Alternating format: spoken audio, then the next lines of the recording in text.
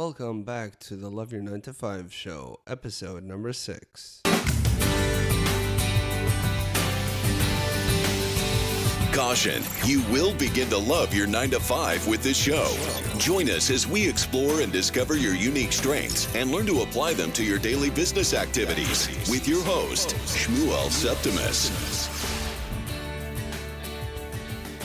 Welcome to this episode of the Love Your 9 to 5 show, where we learn to identify our unique skills and superpowers, finding the applications for them in our professional and personal lives.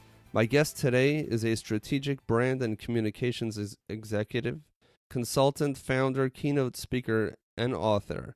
It is my great pleasure to introduce to everybody today Lucas Mack. Lucas, welcome to the show. Thank you so much for spending some time with us today. My pleasure. Thank you for having me on. Really appreciate it. Sure. We're really happy to have you here today. Lucas, if you don't mind, before we get started, so our listeners know a little bit who we are talking to, can you give us a little bit more about yourself personally and professionally? How did you find yourself in the career and the business that you are working in currently? Well, I always like to talk personally before I talk professionally. Go for it. So I've been married more than 10 years now, 11 years, and 3 beautiful kids. Beautiful. And proud husband and father. And on the professional side, my journey has been one of induction. It's very an inductive way of figuring things out, but I feel I found it my calling and really passionate about that. I started out of college as a TV producer and audience coordinator for a local talk show that was in the Seattle market. And that's when I really saw the immediate reaction between audience and message. And I could see when I had warmed the audience up, I could put the show on before the show to get people excited. And there's usually about 40 to 50 people sitting in the studio audience. And I'm not a comedian, but I had to entertain them. And we did all these icebreakers and just getting people comfortable in their seats. And I could tell immediately whether something was received well or not received well. And I took that cadence and that pacing and timing with the audience. And I've never forgotten that. And from that job, my background is studied journalism and communication major. And so I went into broadcast journalism, and I was an on-air TV reporter for 3 stations, small market in the middle of nowhere in the state of Washington. And then from there, I went down to San Antonio, Texas for a couple of years, and then came back to Seattle at the station I first worked at as a freelance reporter. Nice. So you've started off clearly in the world of media and Right. Bringing content to audiences, and but now you're doing you're a keynote speaker. You're working with companies. You're helping your strategic brands. You work with companies, developing their brands. How did that transition take place? So when I came back to the station in Seattle, I was covering some of the worst stories you could imagine. It was terrible, very depressing stories. Okay. And I was looking for a way to use my talents as a storyteller for companies, because when I was down in San Antonio, I would do stories on companies, and they weren't commercials, but something was happening. And I'd go out and I'd tell a story, and I'd look for the unique angle and try to bring in a human element. And this one time, general manager of this big company called me up and asked if they could get the story for their website, because they had sold out of this product in a week's time in the local market. And they had been advertising for years that same product and have never sold the amount in a week that they had sold after my story aired. And that feeling that felt great to get that affirmation from the work, but also it led me to think, when I came back to Seattle, why did that happen? Why was a story more impactful to people than advertising? And so I left the station and started a company to help businesses articulate their story, tell their story with passion, and inspire not just the outside world, their marketing audience, but also their internal audience as well, their employees. Because I believe every story has 2 sets of audience, one being the marketplace and one being the people within your walls, and both have to be inspired by that story. Awesome. Wow. So you kind of skipped ahead to my next question already, because the question was going to be if you can tell us of a time when you've helped either a client or a company or yourself, help them identify their own superpowers, because the listeners of the show are trying themselves to see what their superpowers are and how to apply them to their professional settings. So you've already explained how you've found your gift for storytelling, and it seems like it kind of just happened that when you saw such astounding results, that you realized that, hey, there's something real going on here. Is that kind of how it happened? Yeah, exactly how it happened. And I would say for, Simon Sinek, everyone knows, or a lot of people know him as Start With Why, and his whole concept about leading with why. And it's funny, as some of my friends who are journalists, Can you just explain that for those who are not familiar, including myself? Okay. So there's I think it's the most viewed TED Talk ever was a guy named Simon Sinek, or he is currently a guy named Simon Sinek, but he gave this talk about Start With Why, and people are not inspired by what, they're inspired by why, and he gives examples in business. And for instance, Microsoft's why was a computer on every desk.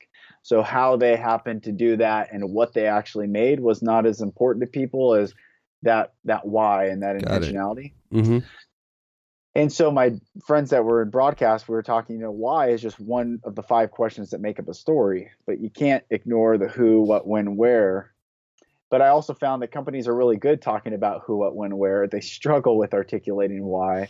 And I think the reason for that, and I think not just businesses, but individuals, the reason for that is it takes inward reflection. You really got to dig deep within yourself to figure out, why do I do what I do? And why am I getting up every day to work? And why leave my family? And why leave my children? And why deal with sometimes unpleasant coworkers and unpleasant bosses? So what I'm passionate about, and what I've done, is help companies articulate their who, what, when, where, why in a cohesive story, but also individuals. And I ask one specific question. In fact, I did this with a manufacturing company in Tacoma, Washington yesterday. I asked every person I work with, every individual or business, I say, what would you crawl bloody knuckled over a broken field of glass to accomplish? I let that sink in. If people, it doesn't matter the audience, it doesn't matter their background. I want a visceral response from them. Right. You don't want to say, what would you die for? Because that, people already tune out. What does this guy want for us? But I love that question. Thanks. And it's really I think at the heart of passion and the heart of purpose within individuals and companies is, I think for leadership, until you can articulate that, I'm not sure what we're asking our employees to come in for every day. Because the next company that offers them $1 or $2 more an hour, or some particular that may be more attractive, you're going to lose them.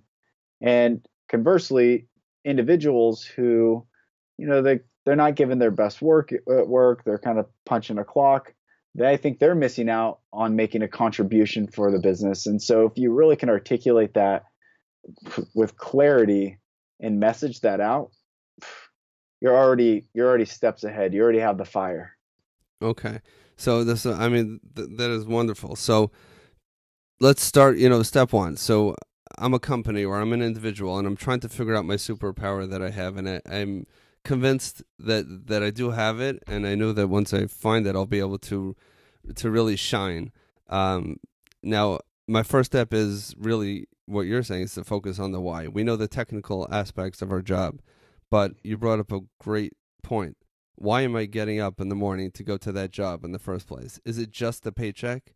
And by understanding that it's more than just a paycheck, and I'm really processing what you just said, by understanding that it's more than just a paycheck, we're basically saying to ourselves, there's something deep inside of me that really feels content when it's expressed in a very particular type of way.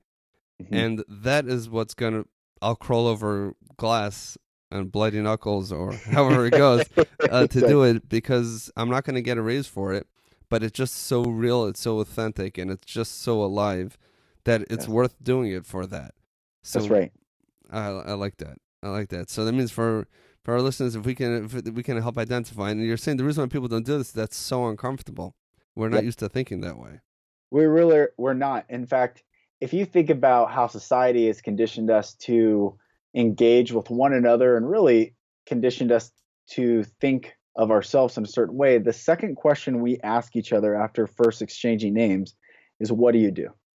And I don't think any normal person truly cares what someone does. What we're really trying to calibrate is, do I trust you? Why do you do what you do? Who are you as a person? Are you trustworthy? Can I build a relationship with you? Because whats are uninspiring, but the whys, those are the compelling reasons why people are remembered, people stand out, people are listened to. People, I think, grow in their careers is because they figured out that why, and they're able to share it comfortably with others. Um, Nice. I think it's sad that we focus so much on what. Mm-hmm. I can tell you of a story of someone who asked a group of college students, what do you plan on doing with your life? And the response of one of the students was, I want to be a dentist. And to that, he challenged them, is that really what you want to do? And I said, yeah. I said, okay, picture the scenario. You're on your deathbed. They're preparing your eulogy. You get to listen in. And they're saying, what are we going to say? He was a dentist. His work with cavities was spectacular. When he did a cleaning, how the teeth would shine. And the guy's like, okay, I get the point. He's like, wait, I'm getting to the best part. Your tombstone is going to be a big tooth. And it's going to say, here lies a dentist. He just filled his last cavity. That's good. So he's like, hey, I don't want to be a dentist. I want to make money through dentistry. Okay, fine. All that's true. But I love that story. But he said, but that's not your why. That's not. Is that really what it is? It could be that you feel somehow that expresses your unique superpowers through serving people through healthy teeth, and that might be it. But it's got to be, the why has to be something that's deeper, and that will enable you to crawl over the glass with bloody knuckles, and that doesn't mean that's what it has to be, but that will just be the litmus test. But we're not used to getting there. I really like that. Yeah, we're not. Yeah, can you tell me of a specific time? Tell the story of a time when either you yourself or a client have successfully identified what it is that their why is, and what have the results been. Can you share with us a particular incident or a particular event? Yeah. So there's a few that stand out. Of a client down in Nashville, Tennessee, and they are a hotel, and the general manager came in at a time when there was some turmoil. The general manager before, I think, was terminated or let go or quit under some circumstances that just left the employees at the hotel uninspired, and really there's kind of a negative tone. So we came in, and I always, first thing I do before we do any creative for companies is say, all right, well, what's the story? We go through this process, and what came out of that is their why at the company is building such an inspired culture that guests feel part of the culture that's within the hotel, and that enables them to serve guests in a way that they'll never forget. And so it was interesting. I've never worked with a company that really their story came about themselves, and as a byproduct, their customers would be drawn to that. Usually, I think we think through customers, what can we do to message to them? Right. But it has turned that hotel around. Their employee satisfaction score was in the mid 70s out of 100 from a third party audit. And now they're at 91%, and that Wow. it's a huge turnaround. The turnover is decreased, and it really. I told the general manager, I said, that makes sense because studies show happy employees lead to happy customers. Unhappy employees really lead to no customers. Exactly. That's why we want to make sure we have an engaged workforce if we want to get anything done. That's right. But that's excellent. So they were able to identify a specific culture within their business, and they was able to rally the employees, I guess, around their why. Yep. And once they understand their why, so then it can be that much more focused. That's right. Excellent. Okay. Um, Now, I know that I listened to your talk on your website. What is your website again? Can you share that with the listeners if they want to Yeah, take a there's peek? sure. It's fourthavenuemedia.com. It's the number 4th Avenue spelled out media.com, or they can go to lucasmack.com and find more content there as well. Okay, excellent. So, but I went to the Fourth Avenue Media.com and I listened to the talk over there where you go through this and you say that there's one thing is identifying your why, then there's a second piece, and that is sharing your why with potential customers or potential employees. And that's where the branding and the marketing piece comes in. Now, can you explain to Sure. us why that's important for companies? And if I'm not a company and I'm just an employee in within a company, and or I'm just a part of a business, and I've identified my own personal why, is it important for me to brand and market that to others? And why is that? It's great, great questions. Uh, it is crucial because every relationship that exists, whether it be with customers to a brand of a company or coworkers with each other or personal interactions, every relationship is built on three ingredients. You have to know, like, and trust someone. And we Okay. all know the people that we know and we don't like them. We Right. know the people that we know and like and we don't trust them. And there's not a relationship built until all three components are fully thriving. So when a company's brand is inauthentic and they don't tell their authentic story to the marketplace, they may have the best product, they may have the best culture, they may have the best service in the world, but to the outside world, it doesn't align up. They look at it and say, "Well, your messaging, your website, your collateral, your logo, the identity, everything seems unaligned to the message that you're telling me." And I say it's very similar to the hole in the wall restaurant that may have incredible food.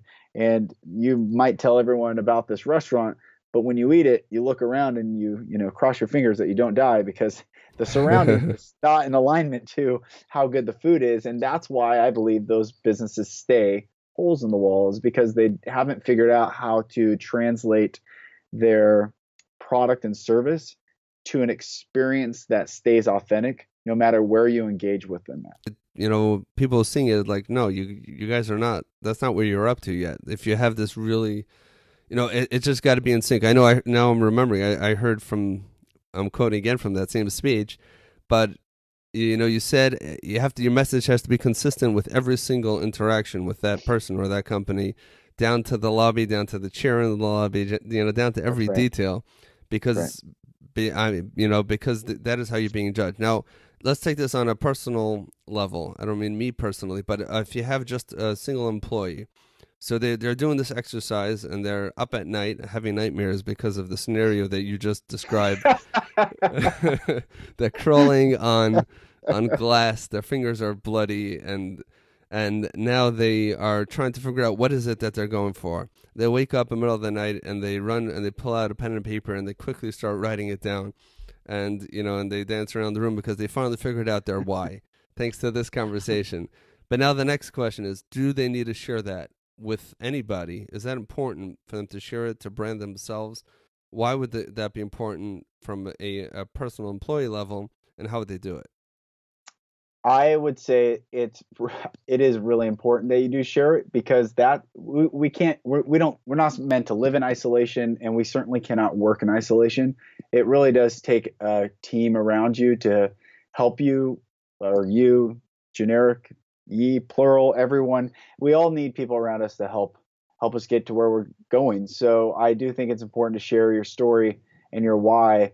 But question number one is if you figured out your why and you're at a workplace that you may or may not be enjoying, you need to ask yourself, is it in alignment with where I'm working? And if it's not, what are places that are in alignment? I had a client a few years back. I was sitting at lunch with the director of sales for this technology company, and I was talking about this very thing. And he said, I have this clothing company that I'm really passionate about, but I, don't know if I really want to do it or not. He goes, but I'm not necessarily happy with where I'm at. And I said, I asked him the same question. What would you call bloody knuckled over a broken field of glass to You're accomplish. And he's tough. like, yeah, I am tough, because hey, life is short, and we got to Yeah. get to the meat. And he said, I want to make this t-shirt thing work. He quit the next day, and he's doing well. It's 3 years later. He's taking care of his family. He has a t-shirt company, and I'm proud of him. And I think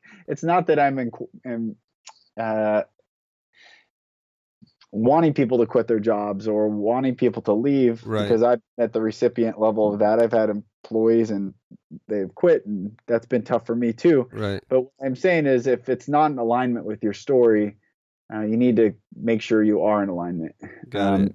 What a great thing to do as an employer. If you have an employee say, hey, I found out I'm really passionate about this, and is the opportunity here? I don't think so. And you as an employer could say, fantastic, let me help you find that. Let me, support you in your journey. The ripple effect of that will be way better for that employer down the way. Like, hey, I heard you're a good person to work for.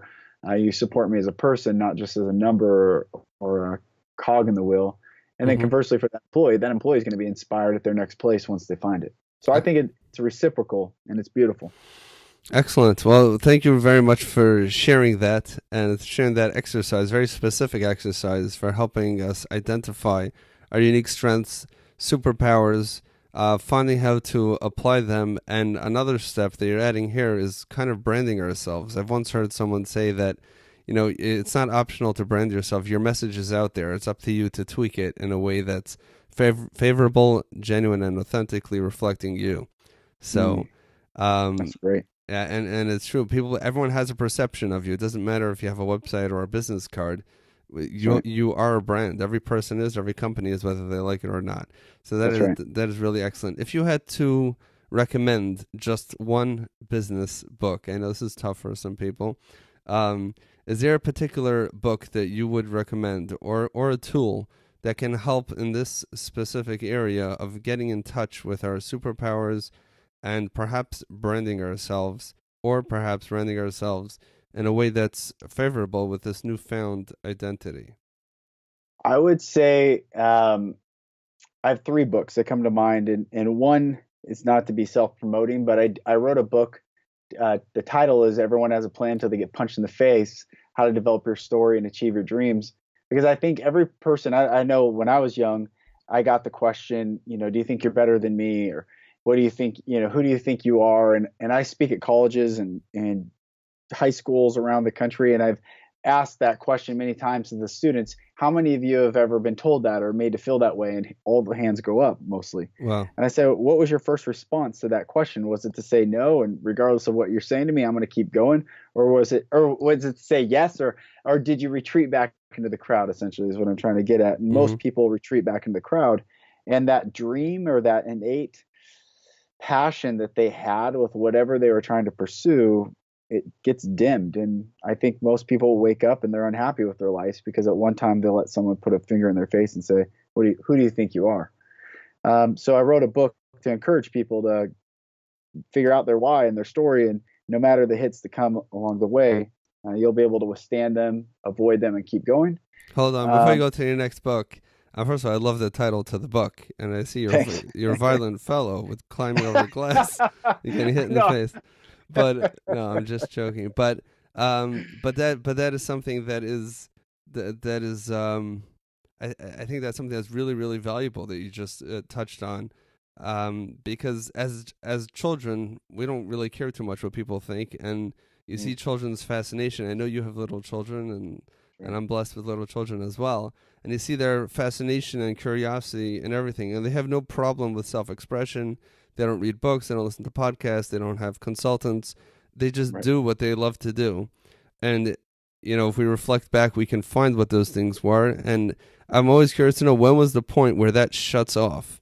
And your title to your book might be the answer. It might be that first slap in the face, that metaphorical slap in the face where someone said, no, you're not. Oh, I always thought I was creative because when I built things with the Lego, it was amazing. And it really was. And that person is creative. And that is the next, person who's going to be creating all sorts of wonderful things for us to enjoy. But because they were sensitive to that comment, that's when things started dimming.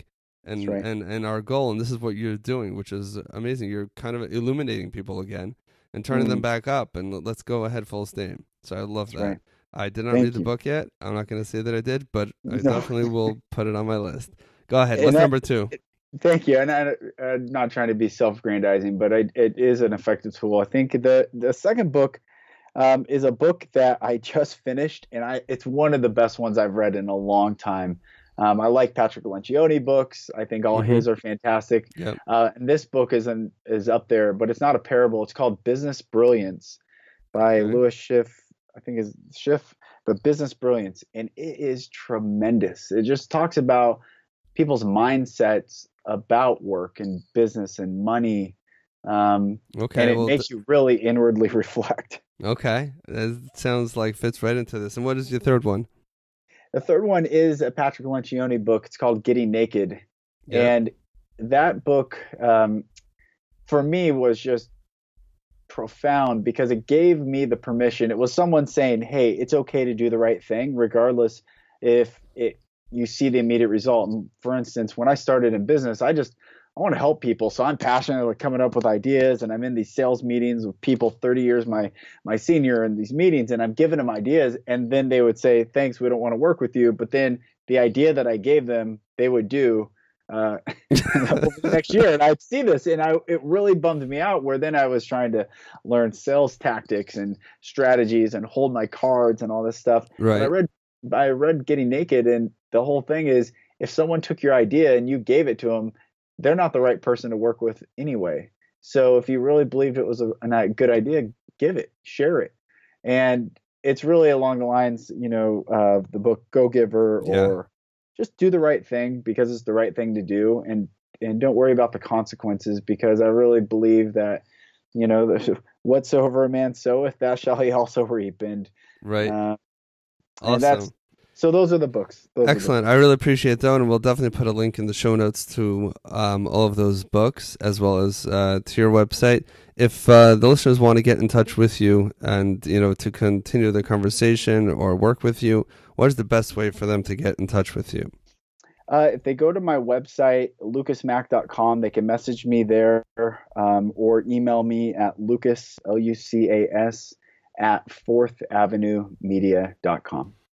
Lucas, thank you so much for your time. You've shared such tremendous, focused value that is uniquely tailored to our listeners. I know that they're going to enjoy this episode as I have, and I think you may have as well. And really, it's been a pleasure talking with you, and I look forward to continue this conversation offline. Thank you so much for coming on. My pleasure. Thank you. Thank you.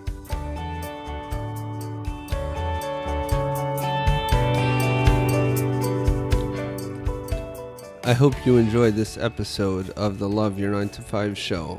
Feel free to let me know what you think of this show and send me an email at shmuel@shmuelseptimus.com.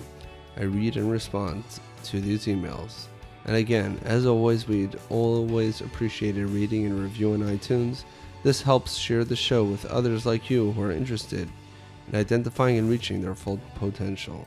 While there, don't forget to subscribe. This will automatically download all the latest episodes and keep you up to date on all the latest episodes. Thank you so much for listening, and I look forward to bringing you another great show next week.